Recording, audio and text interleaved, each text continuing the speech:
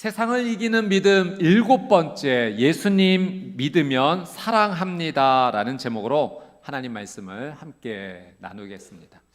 여러분, 요한일서의 저자는 누구인가? 예수님의 제자였던 요한입니다. 이 요한은 예수님의 나머지 제자들은 복음을 전하면서 이제 순교를 하게 되었는데, 요한은 그렇게 순교하진 않고 약 90세까지 산 것으로 알려졌습니다. 그가 오랜 세월을 살면서 하나님의 영감을 받아서 요한복음, 요한 1서, 2서, 3서, 요한서신들, 또 요한계시록 등 하나님의 귀한 말씀을 이렇게 기록을 하고 남기게 되었습니다.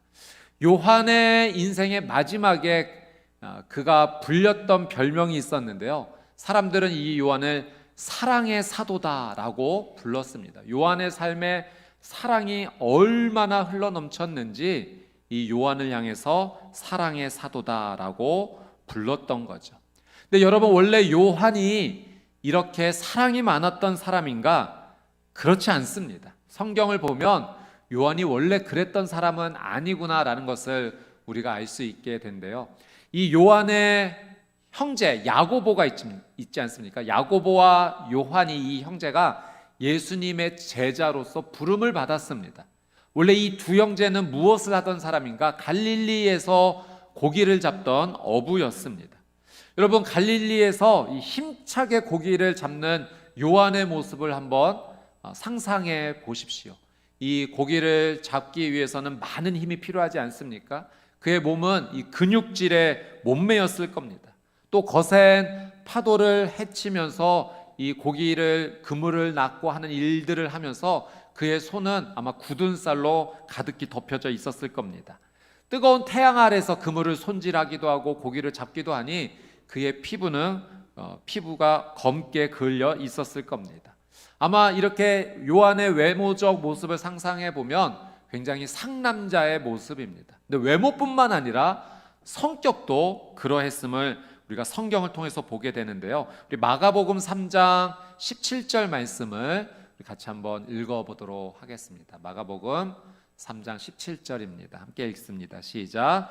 또 세베대의 아들 야고보와 야고보의 형제 요한이니 이 둘에게는 보아너게 곧 우레의 아들이란 이름을 더하셨으며. 자, 이 야고보와 요한 형제가 예수님의 제자로 부름을 받았을 때 이 두 형제에게 붙여졌던 별명이 있습니다. 보아너게. 이 뜻이 무엇인가? 우레의 아들, 즉 천둥의 아들들이라는 별명이 붙여져 있었습니다. 그러니까 이 두 형제는요, 성격이 천둥 같았던, 마치 화라산같이 언제 터질지 모르는 그런 성품의 소유자들이었던 거죠. 이 거친 파도 속에서 고기 잡는 일을 하다 보니 아무래도 이 성격이나 말의 표현이나 투박했을 것입니다. 직설적이었을 거예요. 그래서 언제나 이 성품이 화끈했던 이 두 형제를 향해서 너희들은 우레의 아들, 천둥의 아들들이구나, 이런 별명이 붙었던 거죠. 여러분, 요한이 그런 천둥의 아들답게 그의 성격이, 불같은 성격이 표현됐던 이야기가 있습니다. 누가복음 9장 말씀에 보면 예수님께서 예루살렘으로 이제 올라가시는 과정 가운데 제자들을 먼저 앞서 보내십니다. 그래서 사마리아 한 마을로 이 제자들이 먼저 가게 되었는데, 이 사마리아 사람들이 예수님을 환영하지를 않는 겁니다. 반대하는 거죠. 그러니 이 반대를 받는 상황 가운데 요한이 예수님께 어떻게 표현하냐면, 예수님, 하늘에서 불을 내려서 이 사람들을 다 멸하시지요, 이렇게 표현을 합니다. 그러니까 성격이 정말 불같은 사람이었어요. 우리를 환영하지 않으니 당장 심판을 내리셔서, 불을 내리셔서 이 마을 사람들 멸하시는 것이 어떻겠습니까? 라고 말할 정도로 이 요한은 성격이 정말 화끈했던 천둥 같은 사람이었습니다. 또 마가복음 9장 말씀에 보면 요한이 예수님께 이렇게 말하는 것을 보게 됩니다. 예수님, 우리를 따르지 않는 사람들이 있는데 그들이 예수님의 이름으로 귀신을 내쫓더라고요. 그래서 제가 가서 한마디 했습니다. 그렇게 하지 마시오. 예수님을 따르지도 않으니, 우리와 함께 하지도 않으니 예수님의 이름으로 그렇게 말하고 다니지 마시오라고 했다는 겁니다. 그때 예수님께서 또 요한을 교훈해 주시죠. 내 이름으로 말하는 것을 금하지 않게 해라. 해도 허락해도 좋다. 그는 우리를 반대하지 않는 자들이라 라고 올바르게 가르쳐 주십니다. 그러니까 이런 상황을 보면 요한의 마음이 그렇게 너그러운 사람은 아니구나, 사랑이 원래 흘러넘쳤던 사람은 아니구나, 마음이 좁았고 관대하지 못했습니다. 또 마가복음 10장에 보니까 이 두 형제 야고보와 요한이 예수님께 나와서 이런 부탁을 합니다. 예수님 영광을 받으실 그때 저희를 예수님의 오른편 왼편에 앉게 해 주십시오. 이렇게 생각을 했던 거죠. 로마의 지배를 받고 있으니 예수님이 왕이 되셔서 이 로마의 지배를 벗어나게 될 때, 독립하게 될 때, 예수님이 왕이 되실 때 저희 형제를 우의정 좌의정 삼아주시면 어떻겠습니까? 라고 말했던 사람이 요한입니다. 그러니까 세상적 야망이 컸었던 사람, 보아너게라고 불릴 만한 사람들이었죠. 요한은 천둥의 아들이었습니다. 그랬던 요한이 변화되었다는 겁니다. 나중에는 이 요한이 천둥의 아들이라고 불렸던 이 요한이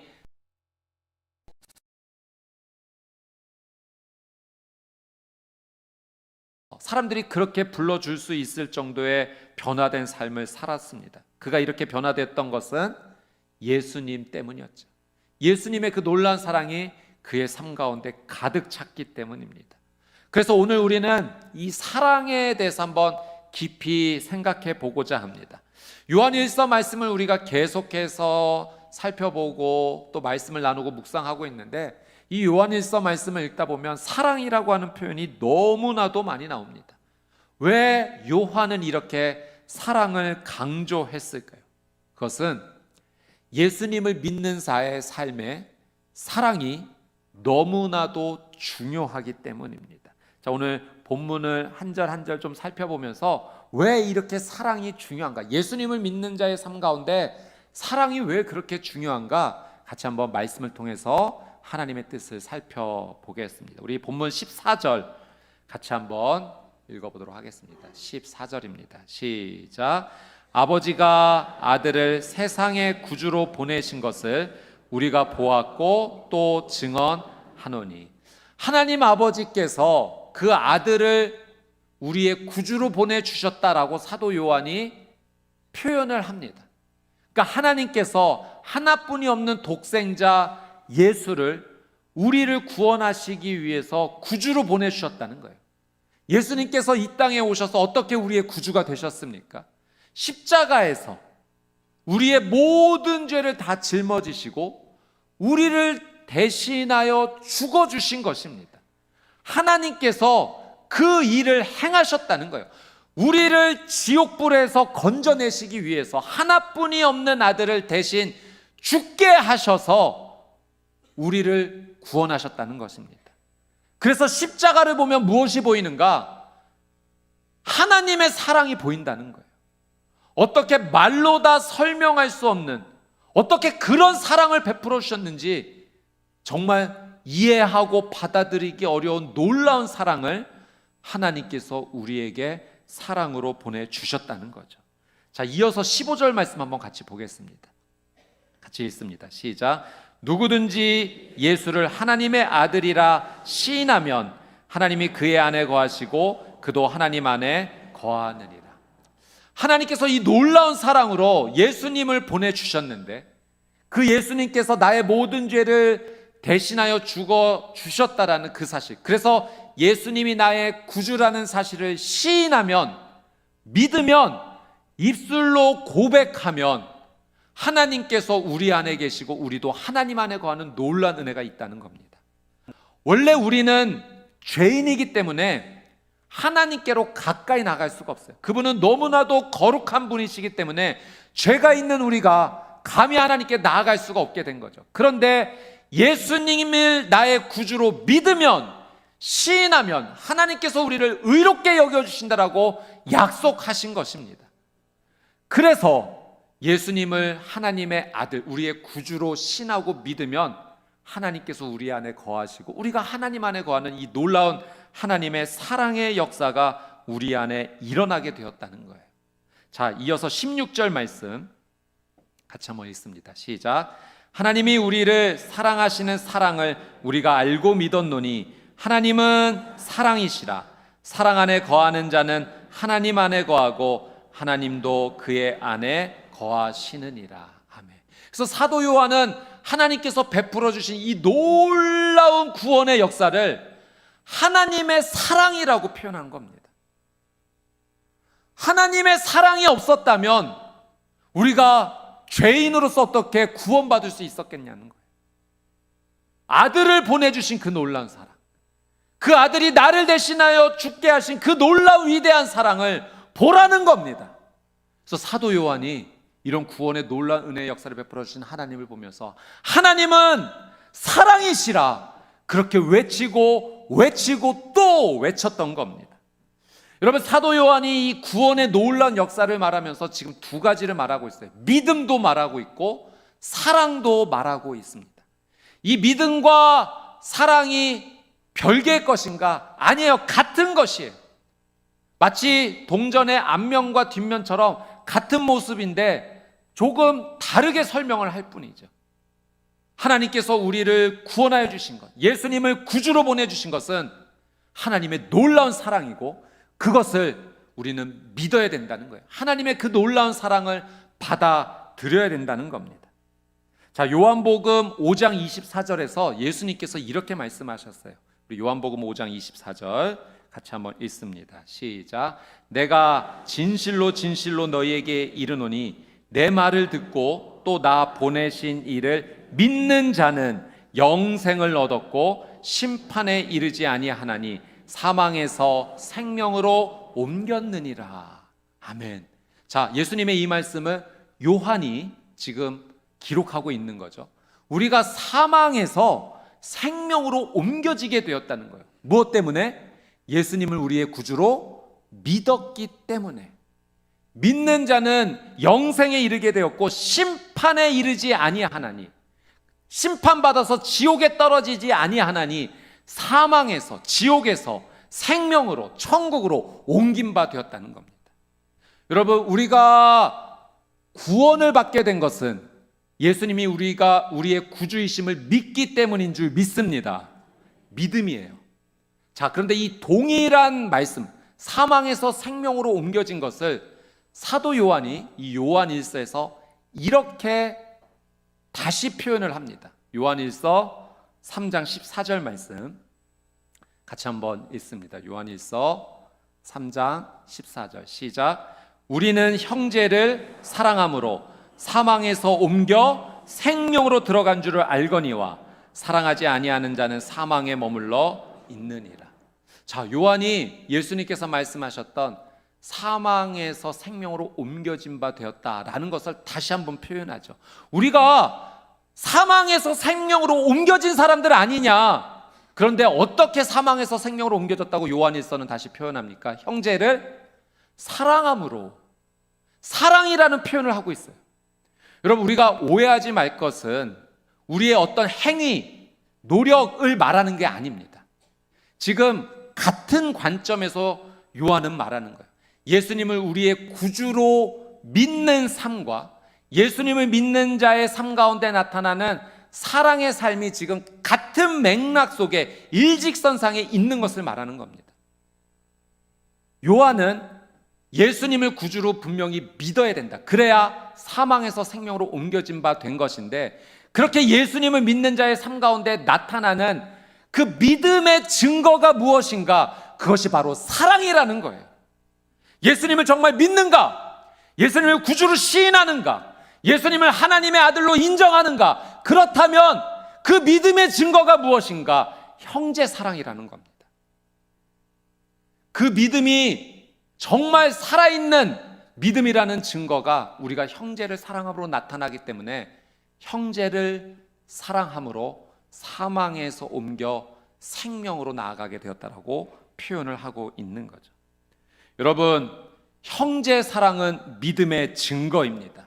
예수님을 구주로 시인하는 자의 삶 가운데는 하나님의 놀라운 사랑이 그의 삶 가운데서 흘러 넘쳐야 된다는 거예요.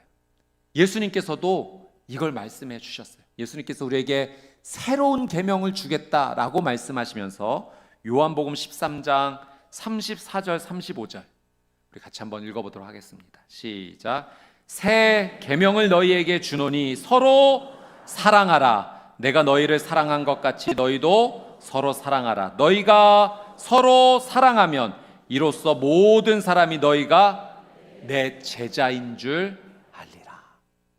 예수님께서 예수님을 믿는 자로서 우리가 어떤 삶을 살아야 되는지 새 계명을 주셨어요. 서로 사랑하라. 너희가 서로 사랑하면 모든 사람이 어떻게 알게 된다? 너희가 내 제자인 줄 알게 될 것이다. 세상 사람들이요, 우리를 보고서 저 사람은 예수님을 구주로 믿는 사람이구나, 예수님을 구주로 믿고 사망에서 옮겨 생명으로 나아간 사람이구나, 그것을 어떻게 알겠는가? 우리가 그 믿음이 있다라는 사실을 우리가 삶에서 보여주는 사랑의 삶을 통해서 알게 된다는 거예요. 예수님을 믿는 자로서, 하나님의 사랑을 믿는 자로서 그 사랑이 내 안에 폭포수와 같이 임하여 그 사랑으로 하나님의 뜻을 따라 사랑하는 삶을 살게 되면 우리가 그 믿음의 사람이다, 예수님의 제자이다, 사망에서 옮겨 생명으로 옮겨진 사람이다라는 것을 우리가 증명할 수 있다는 겁니다. 자, 본문 17절 말씀을 한 번 더 보도록 할게요. 17절입니다. 시작. 이로써 사랑이 우리에게 온전히 이루어진 것은 우리로 심판날에 담대함을 가지게 하려 함이니 주께서 그러하신가 같이 우리도 이 세상에서 그러하니라. 자, 17절 말씀해 보니까 사랑이 우리에게 온전히 이루어져서 심판날에 담대함을 가지게 한다라는 표현이 있습니다. 여러분, 여기서 심판은 예수님께서 오셔서 심판하신다는 거예요. 여러분, 성경에서 이 심판은 두려운 날입니다. 그렇지 않겠습니까?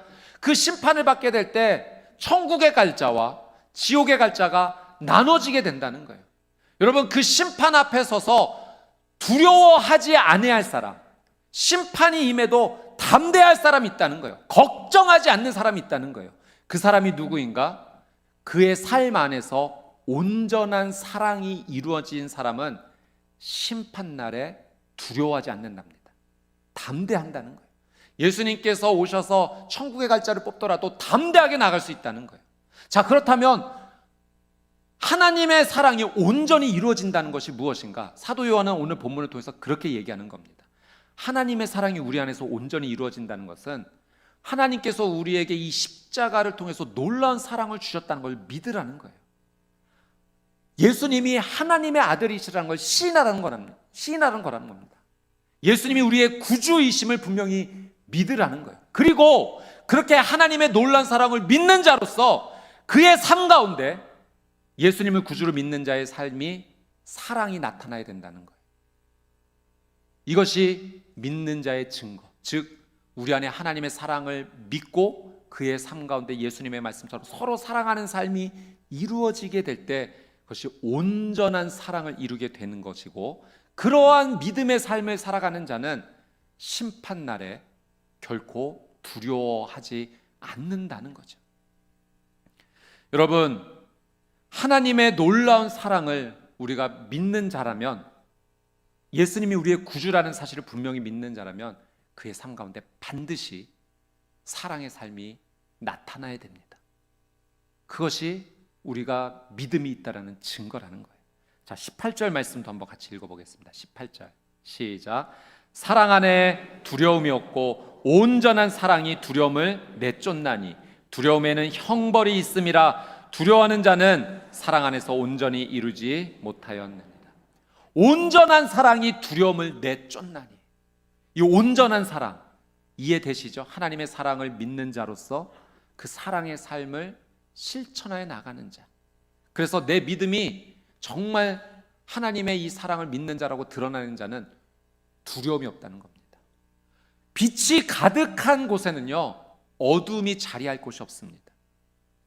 하나님께서 나를 위해 예수님을 보내주셨다는 사실, 예수님이 나의 구주라는 사실을 분명히 믿고 그 믿음 안에서 사랑의 삶을 살아가는 자는 여러분, 심판날이 두렵지 않은 겁니다. 그 형벌 두렵지 않은 거예요. 왜? 반드시 하나님께서 나를 구원하여 주실 것을 믿기 때문인 거죠. 여러분, 지금 사도 요한이 구원에 대한 것을 이야기하면서 지금 믿음을 말하고 있습니까? 사랑을 말하고 있습니까? 둘 다 말하고 있는 거예요. 지금 다른 이야기를 하는 게 아닙니다. 사랑을 강조하지만 믿음을 배제한 것이 아니에요. 믿음 안에서 이루어지는 사랑을 말하고 있는 겁니다. 그런데 왜 이토록 사랑을 강조하는가? 이 당시에 예수님을 구주로 믿는다는 사람들이 있는데 거짓말하는 자들이 있다는 거예요. 예수님을 분명히 구주로 믿는다라고 하는데 그의 삶을 보니 사랑이 없어요. 형제를 미워합니다. 어떻게 예수님을 믿는다라고 말하면서 그의 삶에 사랑이 나타나지 않을 수가 있느냐? 이것은 그 믿음이 거짓이 아니냐? 예수님을 구주로 시인하면 그는 반드시 사랑하게 돼 있다라고 사도 요한이 말하고 있습니다. 자, 20절 말씀 같이 한번 읽습니다. 시작. 누구든지 하나님을 사랑하노라 하고 그 형제를 미워하면 이는 거짓말하는 자니 보는 바 그 형제를 사랑하지 아니하는 자는 보지 못하는 바 하나님을 사랑할 수 없느니라. 형제를 미워하는 일이 있었다는 거예요. 여기서 미워한다는 것은 증오한다라는 의미도 담겨져 있고요. 한편으로는 덜 사랑한다라는 표현도 담겨져 있습니다.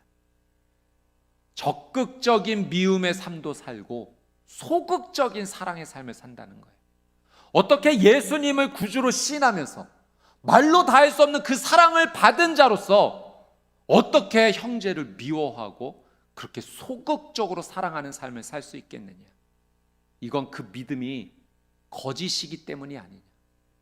정말로 예수님을 구주로 시인하는 자라면, 말로 다할 수 없는 그 놀라운 사랑을 받은 자라면 그의 삶에는 사랑의, 믿음의 증거인 사랑이 반드시 나타나야 된다는 겁니다. 여러분, 그래서 오늘 본문의 말씀에서 이 사랑이라는 단어를 믿음으로 바꿔도 전혀 무방합니다. 18절, 20절, 21절을 한 번 더 읽어보는데요, 자막을 통해서 볼 때 제가 하나님의 사랑에 대한 부분을 사랑을 믿음으로 한번 바꿔봤습니다. 뭐 그렇게 한번 읽어보도록 하겠습니다. 먼저 18절 시작. 믿음 안에 두려움이 없고 온전한 믿음이 두려움을 내쫓나니 두려움에는 형벌이 있음이라. 두려워하는 자는 믿음 안에서 온전히 이루지 못하였느니라. 누구든지 하나님을 믿노라 하고 그 형제를 미워하면 이는 거짓말하는 자니 보는 바 그 형제를 사랑하지 아니하는 자는 보지 못하는 바 하나님을 믿을 수 없느니라. 우리가 이 계명을 주께 받았나니 하나님을 믿는 자는 또한 그 형제를 사랑할지니라. 더 이해가 되지 않습니까? 믿음이 있는 자, 하나님을 사랑하는 자, 어떻게 그렇게 사랑한다고 말하면서 형제를 미워할 수 있겠나요? 눈에 보이는 형제를 사랑하지 못하면서 보이지 않는 하나님을 믿는다? 이건 거짓말이다라는 거죠. 하나님의 놀라운 사랑을 받은 자, 그 사랑을 믿음으로 받아들인 자는 반드시 그의 삶의 믿음의 증거인 사랑이 있어야 된다는 겁니다. 제가 어제 이 말씀을 준비하면서 신문기사 하나를 보았는데 한 책이 이제 출간되었다라는 그 내용이었습니다. 그 책이 어떤 책이었냐면 의사 선우경식이라는 한 의사 선생님의 전기가 나왔다는 겁니다. 한번 그림을 한번 보여주겠습니다. 이 책이 이제 나왔다라고 해서 소개되는 글인데요. 이 선우경식 의사 선생님은 2008년에 소천하셨습니다. 근데 이분은 영등포 슈바이처라고 불렸던 분입니다. 예, 사진에 이제 내려주셔도 좋고요. 평생 독신으로 사셨다고 합니다. 그리고 행여병자, 노숙인, 쪽방촌 주민을 헌신적으로 돌보셨는데 가톨릭 신자이시고요.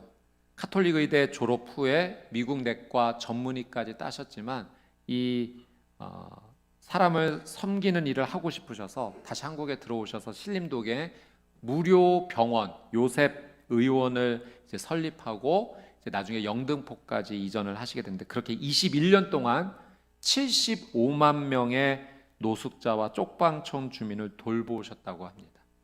그리고 이분이 삶 속에서 늘 항상 이렇게 신앙의 기록, 고백을 남긴 것이 있는데 그 가운데 하나 남긴 고백을 제가 한번 읽어드리도록 하겠습니다. 한번 내용을 한번 보여주시겠어요? 제가 한번 읽어드리겠습니다. 나는 예수님의 제자라고 하면서 예수님의 걸어가신 길을 따라가지 않고 다른 길을 가고 있다.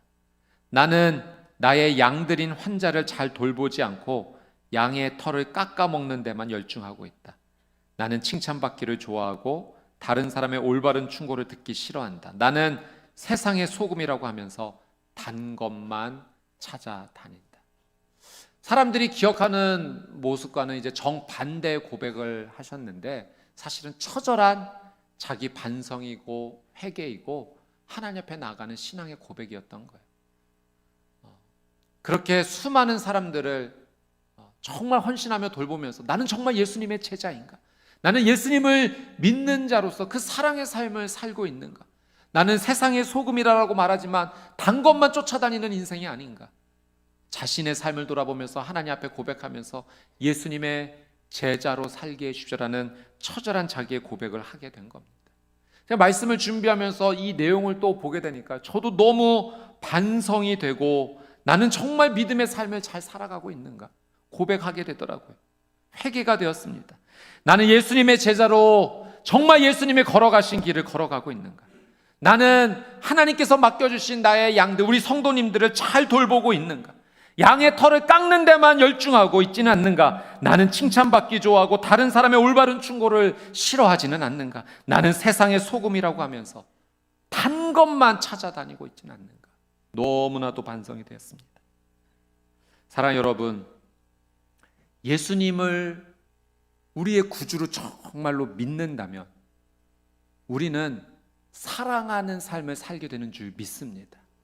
그것이 우리의 믿음이 살아있는 믿음이라는 증거입니다.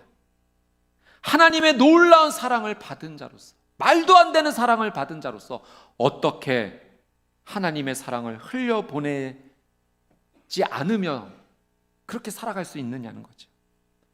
여러분, 그런데 우리의 삶을 돌아보면 정말 우리 안에 사랑이 없구나라는 것을 정말 깨달을 때가 한두 번이 아닙니다. 어떻게 해야 되는가? 기도해야 돼요. 하나님께서 그걸 말씀하셨어요. 사랑을 구하라는 겁니다. 그러면 하나님께서 우리에게 그 사랑을 부어주시겠대요. 여러분, 고린도전서 12장 말씀을 보면 은사장이죠. 하나님께서 선물로 주시겠다는 은사가 많이 기록이 되어 있습니다. 성령의 기름 부음을 받는 자들 가운데 하나님께서 예언의 은사도 주시기도 하고 방언의 은사를 주시기도 하고 통병과 병치유의 은사, 말씀과 믿음과 지식의 은사를 주신다는 거예요. 하나님의 선물이라는 겁니다. 그런데 이 은사장의 마지막에 이렇게 기록되어 있어요. 고린도전서 12장 31절 말씀 같이 한번 읽어보겠습니다. 시작. 너희는 더욱 큰 은사를 사모하라. 내가 또한 가장 좋은 길을 너희에게 보이리라. 하나님께서 주시는 이런 놀라운 선물들이 있는데 이거보다 더 큰 은사, 더 좋은 하나님의 선물이 있다는 거예요. 그것을 어떻게 하라? 사모하라. 기도하라는 겁니다. 구하면 하나님께서 주시겠다는 거예요. 그래서 고린도전서 12장이 끝나고 13장으로 넘어가게 되는데 여러분, 이 고린도전서 13장이 어떤 장입니까? 사랑장이에요.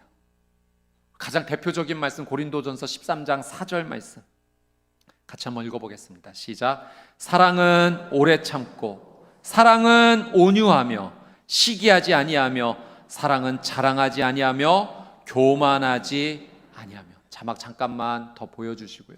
여러분, 이 사랑 대신에 예수님을 믿는 나라고 한번 넣어봅시다. 예수님을 믿는 나는 오래 참고 예수님을 믿는 나는 온유하며 시기하지 아니하며 예수님을 믿는 나는 자랑하지 아니하며 교만하지 아니하며. 여러분, 이렇게 살 수 있다는 거예요. 하나님께 기도하면 하나님, 내가 예수님을 나의 구주로 분명히 고백합니다. 하나님의 놀라운 사랑을 받은 자임을 나는 분명히 시인합니다. 그래서 나도 이 사랑을 흘려보내는 삶을 살고 싶은데 오 주님, 내게 사랑이 없습니다. 하나님께 구합니다. 하나님의 그 놀라운 사랑을 폭포수와 같이 내게 쏟아부어 주십시오. 그러면 내가 예수님을 나의 구주로 믿는 자로서 그 사랑을 흘려보낼 수 있을 것 같습니다. 여러분, 기도하면 하나님께서 도와주실 줄 믿습니다. 예수님을 믿는 자라면, 그래서 하나님의 이 놀라운 사랑을 인정하는 자라면 하나님께 사랑을 구하는 자가 되어야 되고 그 사랑을 흘려보낼 수 있어야 된다는 겁니다. 오늘 하나님께서 이 말씀을 통해서 우리에게 그걸 물어보시는 거예요. 너희에게 믿음이 있느냐? 우리에게 믿음이 있느냐고 지금 물어보시는 겁니다. 믿음이 있다면 사랑하는 삶 살 수 있다는 겁니다. 여러분, 우리가 엄청난 대단한 일, 그런 사랑의 삶을 살자는 게 아니에요. 지금 나의 삶에서 하나님의 이 놀라운 사랑을 인정하는 자로서 내가 할 수 있는 사랑의 삶을 살자는 겁니다. 우리의 가족을 내가 조금 더 사랑하는 거예요. 조금 더 따뜻하게 말해주고 격려해주고 이해해주고 손잡아주고 기도해주자는 거예요.